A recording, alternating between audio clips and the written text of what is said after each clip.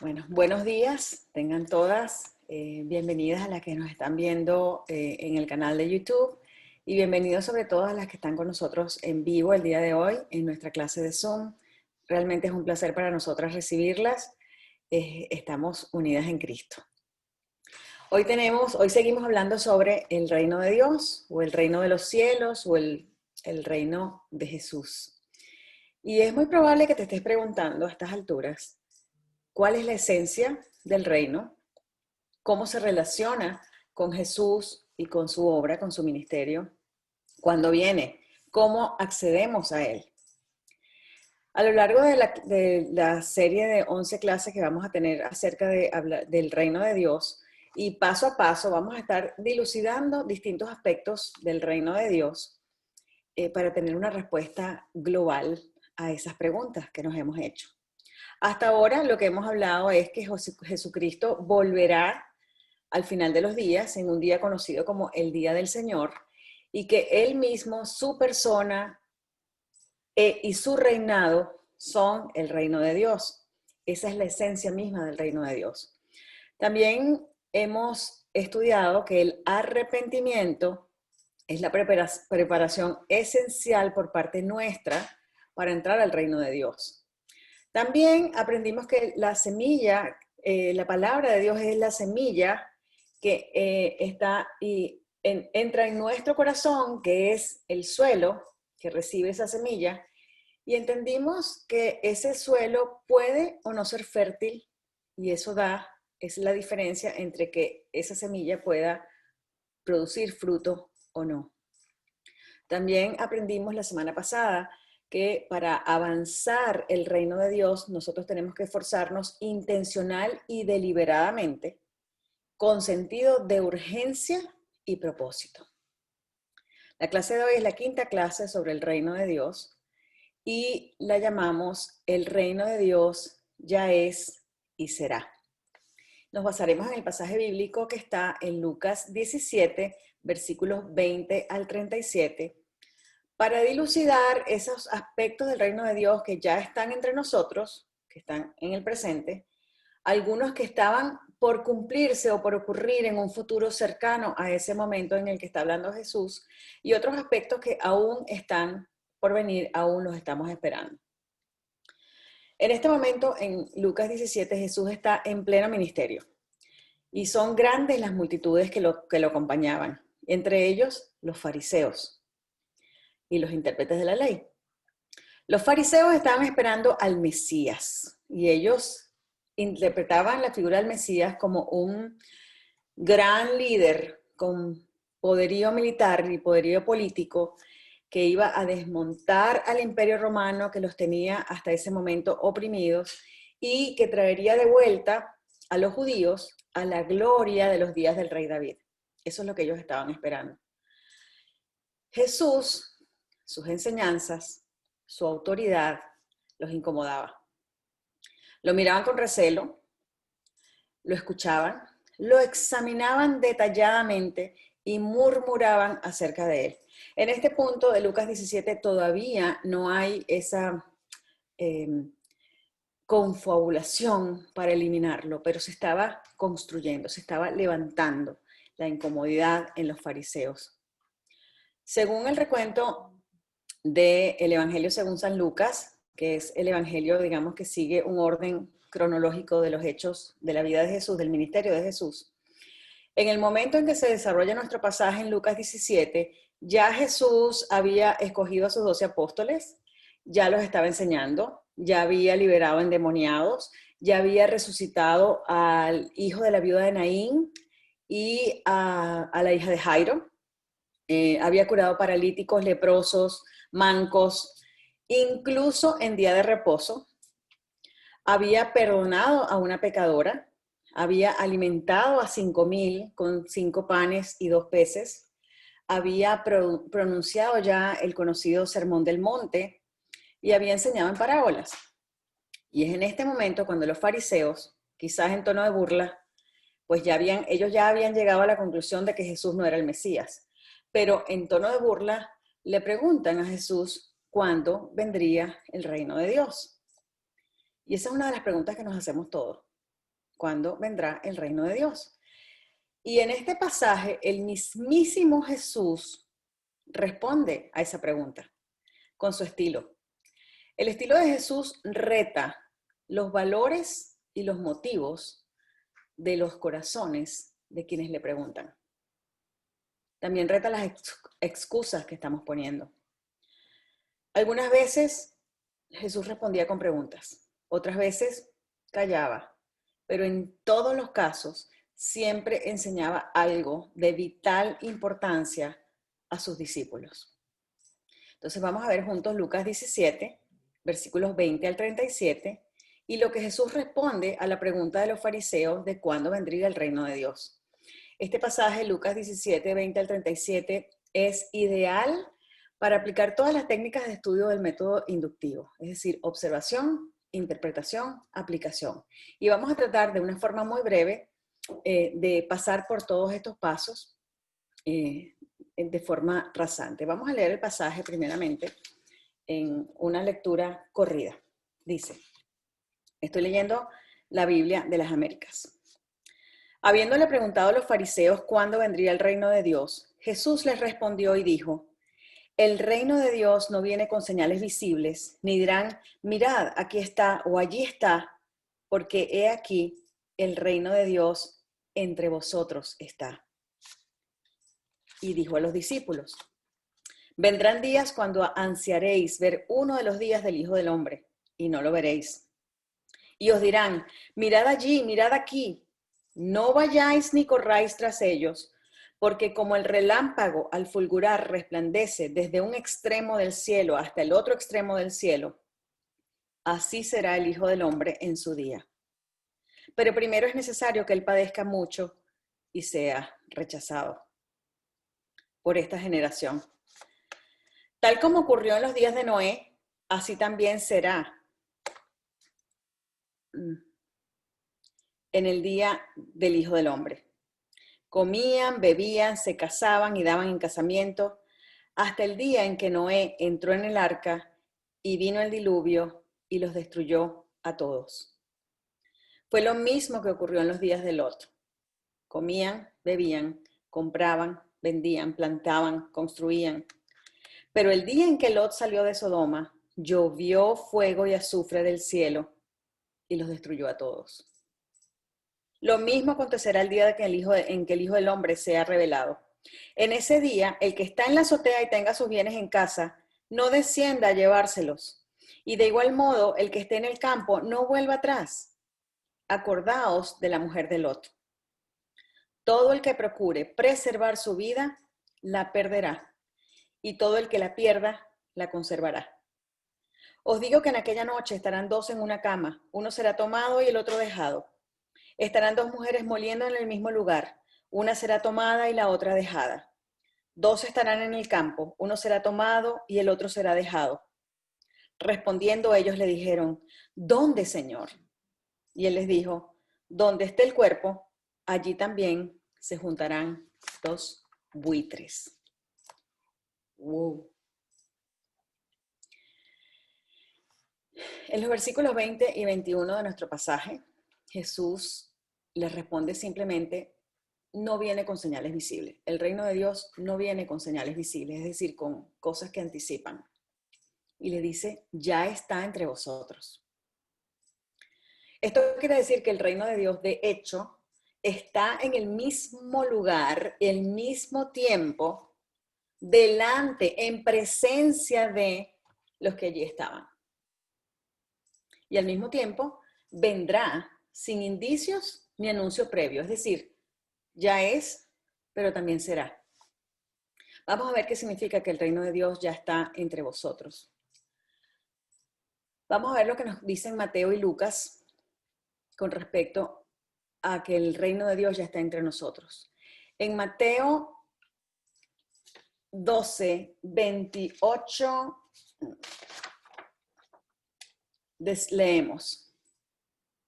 Mateo 12, 28 y también voy a leer Lucas 11, 20. Dice, pero si yo expulso los demonios por el Espíritu de Dios, entonces el reino de Dios ha llegado a vosotros. Pero si yo por el dedo de Dios echo fuera los demonios, entonces el reino de Dios ha llegado a vosotros. Y esas cosas ya habían ocurrido. Esas cosas, la expulsión de demonios ya había ocurrido. Entonces, a partir de esa declaración del propio Jesús, nosotros podemos concluir que Jesús, su persona y su ministerio, sus obras, las cosas que él estaba haciendo, son el reino de Dios. Y que Él es el Rey de Reyes, parte central del reino. Él es el Rey de ese reino de Dios. La expulsión de los demonios era una manifestación de que ya el reino había llegado y estaba allí en presencia de los que le preguntaban. Y la evidencia del señorío de este rey ya se estaba comenzando a ver en los corazones transformados de sus discípulos, los primeros discípulos, como una manifestación visible y terrenal de un reino que no estaba a la vista, un reino que también estaba por venir. Yo aquí me pregunto, ¿en qué sentido el reino de Dios está presente en la persona y en el ministerio de Jesús? En que Él es el Rey. Ahora te hago esta pregunta. Quienes te conocen podrían decir, cuando están contigo, cuando te ven obrar, cuando revisan tu perfil de redes sociales, que Cristo está reinando en tu corazón. ¿Es Cristo el Rey de tu corazón? ¿Está Él enseñoreado de tu vida? Porque el reino de Dios ya está aquí. Y es Jesús y su ministerio. Pregunta para la reflexión. Vamos a ver ahora la parte de el reino que será. Ya vimos el reino que es. Ahora vamos a ver el reino que será. A mí me encanta que enseguida de que los fariseos le hacen esta pregunta a Jesús, Él se vuelve a sus discípulos, ahora está hablando con los discípulos y les expande sobre el asunto. Esas cosas que nosotros queremos oír. Y Él les habla de una secuencia de eventos que se relacionan con un día específico por venir, el día del Señor, el día del Hijo del Hombre. Y menciona cosas como relámpago, Hijo del Hombre, padecimiento y rechazo, los días de Noé y de Lot, tomados y dejados, y buitres. Estas son palabras que escuchamos en el texto cuando lo leímos. Vamos a ver algunos detalles con respecto a estas cosas que mencionamos. En el versículo 24 vemos, porque como el relámpago al fulgurar resplandece desde un extremo del cielo hasta el otro extremo del cielo, así será el Hijo del Hombre en su día. Como el relámpago. Ustedes sabían que los relámpagos son descargas eléctricas que no solamente generan luz, sino que por fracciones de segundo generan un calor tan intenso que puede alcanzar 5 veces más el calor de la superficie del Sol. Por fracciones de segundo. Un relámpago es repentino y sucede a gran velocidad. Los relámpagos son seguidos por un estruendo que conocemos como trueno. Así que es muy evidente. Si no lo viste, porque estabas con los ojos cerrados, lo más seguro es que después lo escuches. El relámpago resplandece de un modo que ilumina un área muy extensa y puede ser visto a gran distancia, porque ocurre por encima del nivel del horizonte. Y la curvatura de la Tierra nos permite, el horizonte se forma por la curvatura de la Tierra y como él se forma por encima, nos permite verlo a gran distancia. Yo he tenido la dicha de presenciar espectáculos de relámpagos en lugares del mundo conocidos especialmente por la actividad de descargas eléctricas. Una es la región del Catatumbo en Venezuela y la otra es el condado de Broward, allí donde está Miami, Weston, Fort Lauderdale, que en el sur de la Florida. Pero nunca he visto un rayo como el que está describiendo Jesús aquí, que dice que resplandece de un extremo al otro del cielo. Absolutamente visible, desde cualquier sitio. Es claro, muy claro, que Jesús nos está diciendo aquí que el día del Hijo del Hombre no va a venir en secreto, no va a venir ante unos pocos, sino que va a ser visible por todos. Y a la vez repentino, y a la vez sin previo aviso. muy evidente, muy evidente. No será necesario que nadie le cuente a nadie y que difunda el mensaje, pues todos seremos capaces de verlos por nuestros propios ojos. Así será el día del hombre. Ahora, ¿qué nos enseñan estas palabras de Jesús con respecto a los relámpagos? ¿Cómo lo podemos asociar con la naturaleza de su venida? Así va a ser, repentina, sin que la esperemos, sin aviso previo. ¿Tú estás segura de que tú estás preparada si Cristo viniese en este instante? ¿Estás lista? Porque va a venir de repente.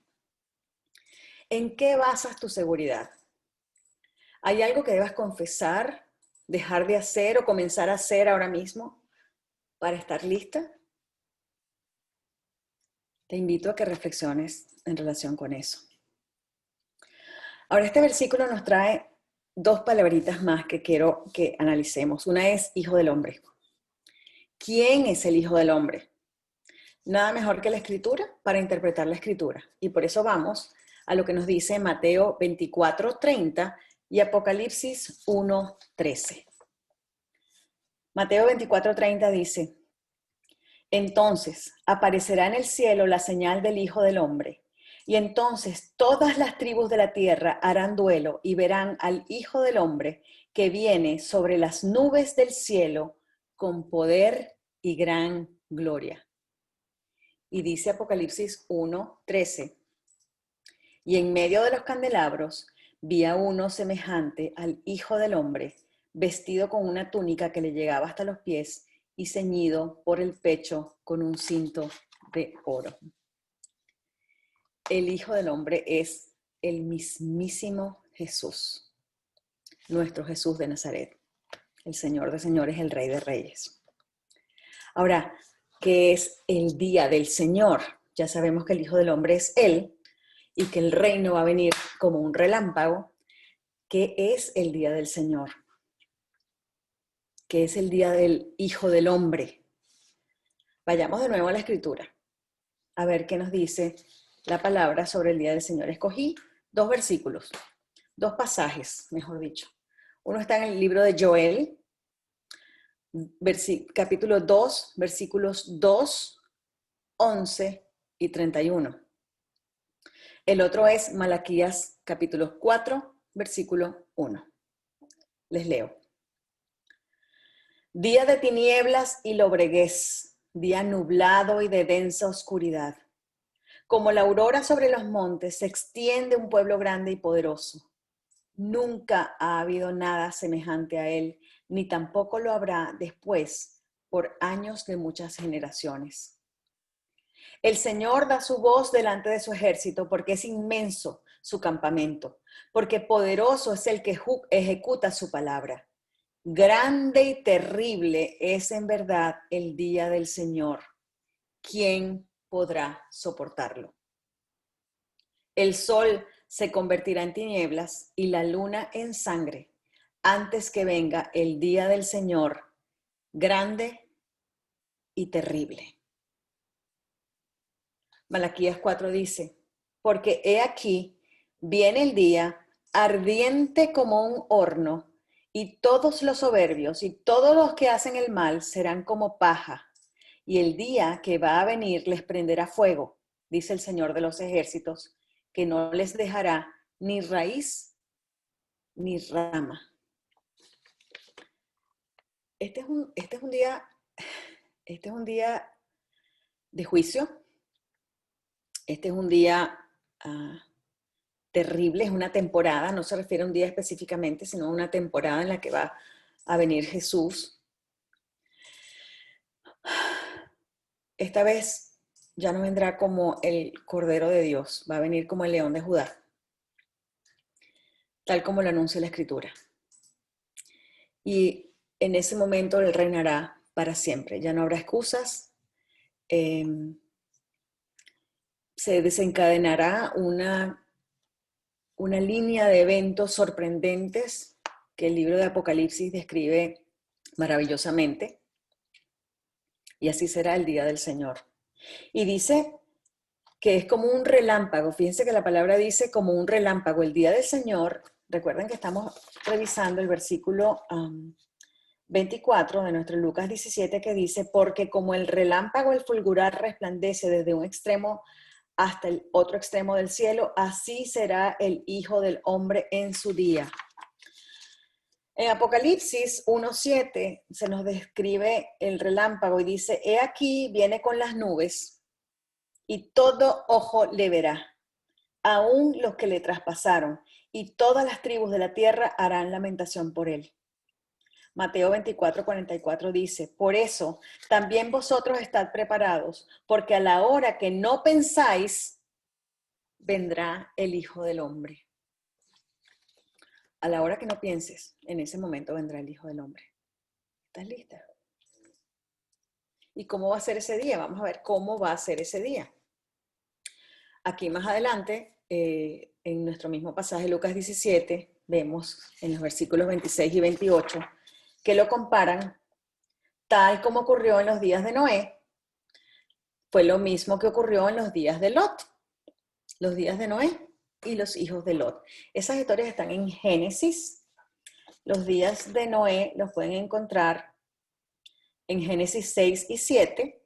Los días de Lot lo pueden encontrar en Génesis 19. Sin embargo, vamos a ver qué es lo que pasaba en estos días.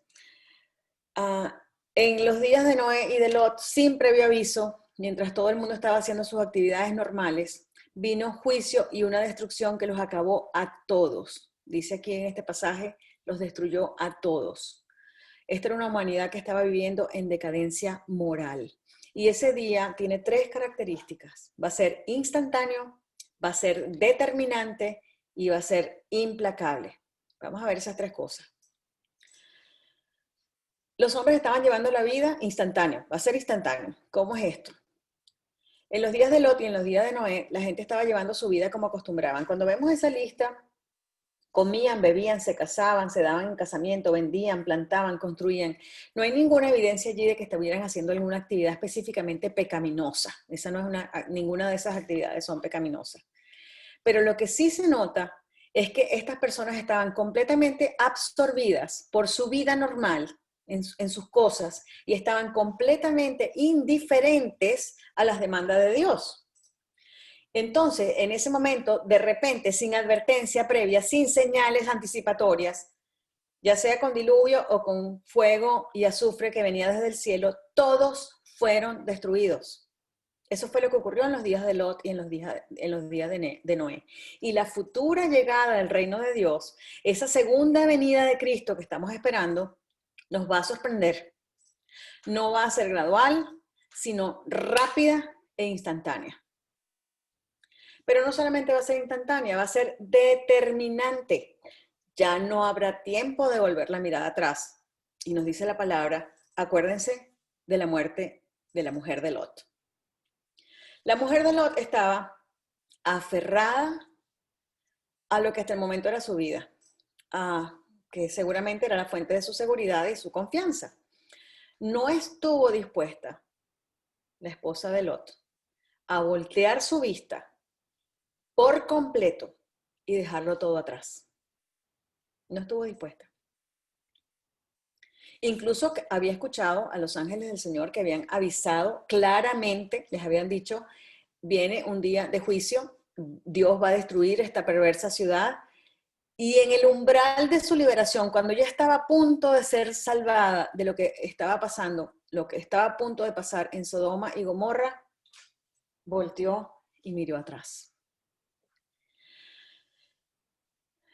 La futura llegada del reino de Dios, esa segunda venida de Cristo que todos estamos esperando, será determinante y no tendremos tiempo de nada. Ni de volver atrás por pertenencias, ni de añorar lo que estamos dejando atrás. Entonces yo me pregunto, de alguna manera estamos, algunas de nosotras, mirando con nostalgia nuestra vida pasada o nuestro pecado, mientras tratamos de avanzar con Dios al mismo tiempo. Esta cosa de quiero a Dios en mi vida, pero hay quien pudiera. ¿Estamos allí? Estamos aferrándonos a nuestra vida al punto de que no estamos dispuestas a renunciar a ella para adquirir vida eterna. Recuerden a la esposa de Lot.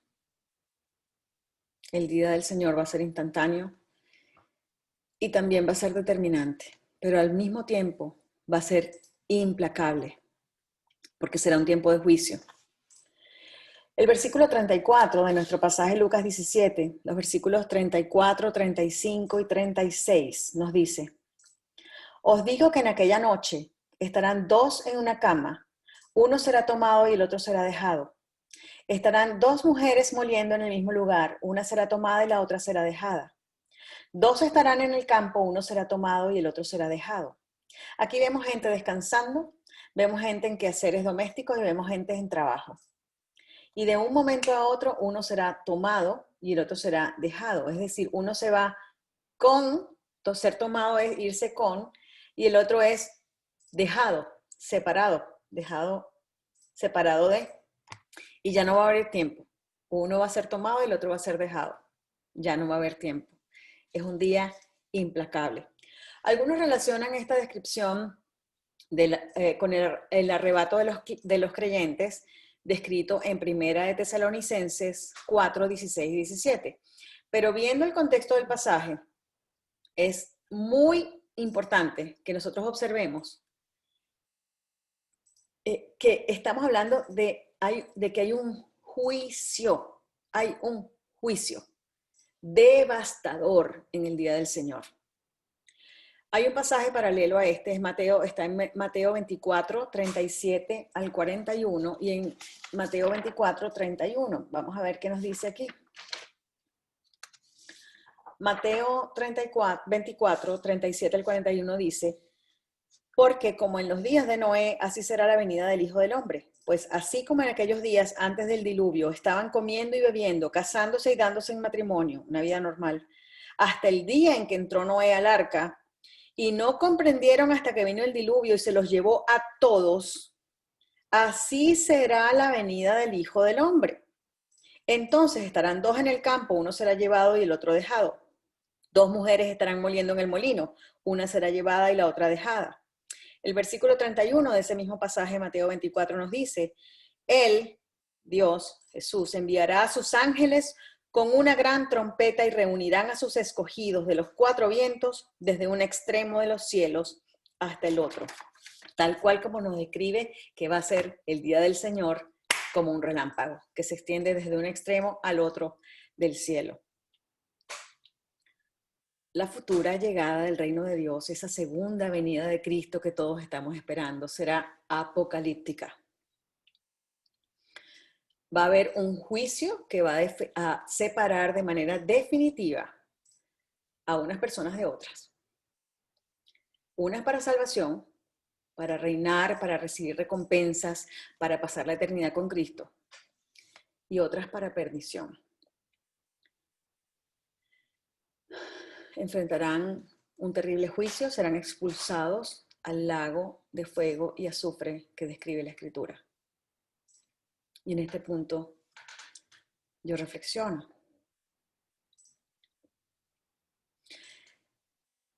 Este día va a llegar sin advertencia. ¿Qué implica esto que acabamos de leer? Esto donde una persona será tomada y la otra dejada.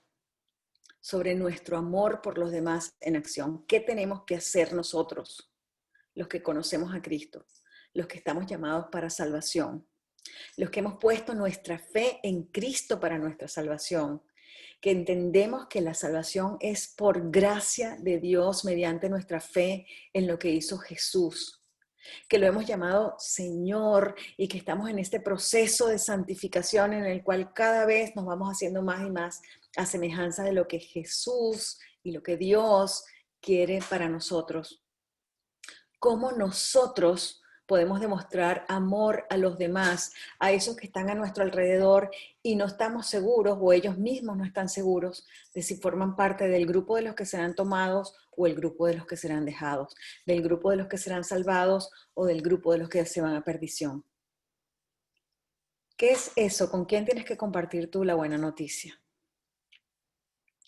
¿Hay algo en tu vida a lo que le estés dando tanta importancia como para voltear atrás con nostalgia o querer volver atrás para recuperarlo? Recuerda que esta vida y sus afanes no permanecerán. Ahora, aquí dice, una de las cosas interesantes es que en el versículo 25, volvemos un poco atrás, cuando Jesús está hablando de que Él va a volver como un relámpago al fulgurar y nos describe cómo va a ser ese día, como los días de Noé y de Lot, y nos da una advertencia, no miren atrás, no miren atrás, acuérdense de la mujer de Lot, y nos dice, estarán dos personas, una será tomada y otra dejada. Allí en medio de eso, en el versículo 25 nos dice, pero primero es necesario que Él padezca mucho y sea rechazado por esta generación. Él está hablando del Hijo del Hombre. Pero primero es necesario que Él padezca mucho y sea rechazado por esta generación. Isaías 53:3. Déjenme buscar aquí mi hoja de Isaías 53:3 dice, fue despreciado y desechado por los hombres, varón de dolores y experimentado en aflicción, y como uno de quien los hombres se esconden el rostro, fue despreciado y no le estimamos. Eso habla el profeta Isaías, quien ya había profetizado acerca de Jesús. Y nosotros, los que vivimos en esta era, en la era de la iglesia, sabemos que ya se cumplió, eso ya se cumplió. Poco tiempo después de que Jesús estuviese hablando con los discípulos y los fariseos en este momento específico de Lucas 17, pocos días, poco tiempo después, vino la crucifixión de Jesús. Ese momento pivote en la historia de la humanidad, sobre el cual hablamos en la tercera clase de nuestra serie hablando sobre el Evangelio. Yo quiero enfatizar aquí dos palabras, padecimiento y rechazado. Padecimiento trae consigo la idea de que se está soportando un daño por tiempo prolongado. Eso es lo que es padecer, soportar un daño por tiempo prolongado. Y la palabra rechazado es muy fuerte porque es una palabra que después de que te han estudiado, después de un escrutinio, te han declarado inútil por completo. Eso es lo que es ser rechazado en este contexto de nuestro pasaje. No es simplemente indiferencia, es análisis escrupuloso de todo, un escrutinio, y después de que te he examinado, he declarado que eres inútil para mi vida. Y aquí Jesús está diciendo, y eso fue lo que pasó justamente en la crucifixión, que antes de que vuelva el Señor, antes de que venga ese segundo día, el día del Hijo del Hombre, Él tendría que padecer, soportar daño por tiempo prolongado y ser examinado y declarado inútil completamente. Esas dos cosas tenían que ocurrir. Y eso ya ocurrió. Eso ya ocurrió en la cruz. Eso significa que el tiempo del día del Señor, este que estamos esperando, que vendrá como un relámpago, está mucho más cerca. Ahora, los discípulos le preguntaron, ¿dónde? ¿Dónde, Señor? Y Él les responde, bien interesante esto, les dice, el Señor les dijo, donde esté el cuerpo, allí también se juntarán los buitres. Los buitres son aves de carroña, consideradas impuros por Dios en tiempos del Viejo Testamento. En Deuteronomio 14, 12 y Levíticos 11, 11, 13, se describen a las aves de carroña, en las cuales están los buitres, otras versiones dicen águilas negras, como animales de carroña, animales impuros. Cuando uno distingue a la distancia un grupo de aves de carroña, como dando círculos alrededor de un punto, lejos, uno sabe ya que allí hay o un animal moribundo o un cadáver. Y esta imagen metafórica la está usando Jesús para mostrarnos dos cosas. Uno, que el mundo y su sistema de valores está moribundo y van a perecer.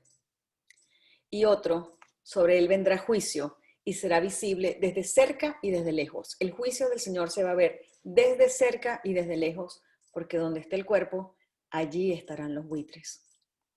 Quiero leerles 2 versículos con respecto al reino de Dios, que ya es y será.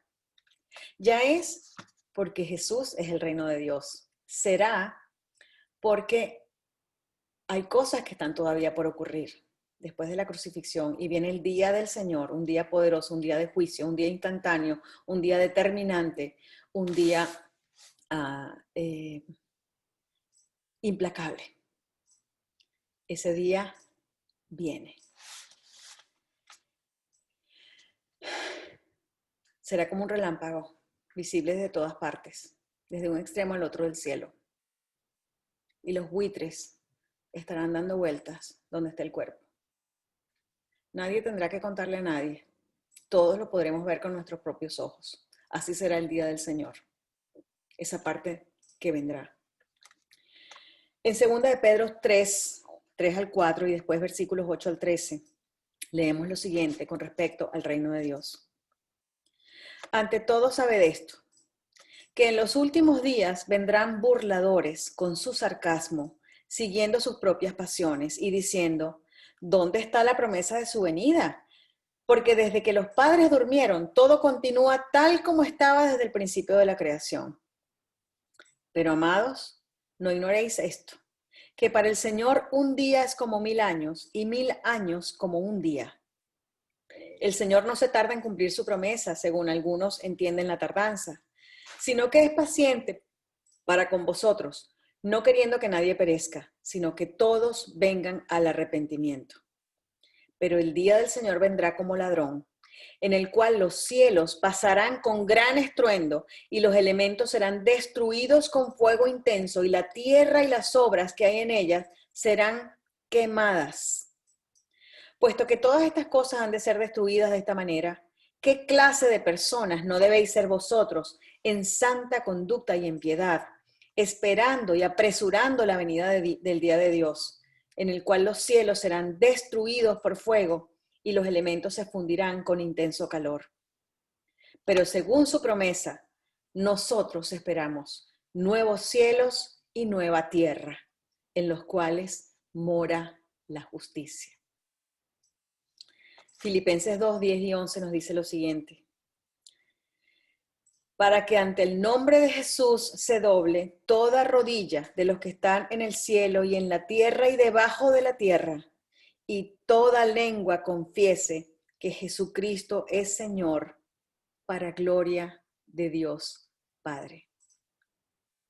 ¿Y tú? ¿Ante quién estás doblando las rodillas? ¿Quién es el Señor de tu vida? ¿Quién está al mando de tu vida? ¿Tus deseos? ¿Tus impulsos? ¿El Señor, el Rey de Reyes? Esta es una pregunta importante. Es una pregunta importante porque el reino de Dios viene. Ya está, pero también viene. Y será un día de juicio. Será un día instantáneo, implacable y determinante. Te pido de todo corazón que analices y revises tu vida y determines con mucha sinceridad si tú estás lista para ese momento de la segunda venida del Señor. Si no lo estás, escribe un comentario en nuestra página que alguna de nosotras se va a encargar de responderte. Que Dios te bendiga.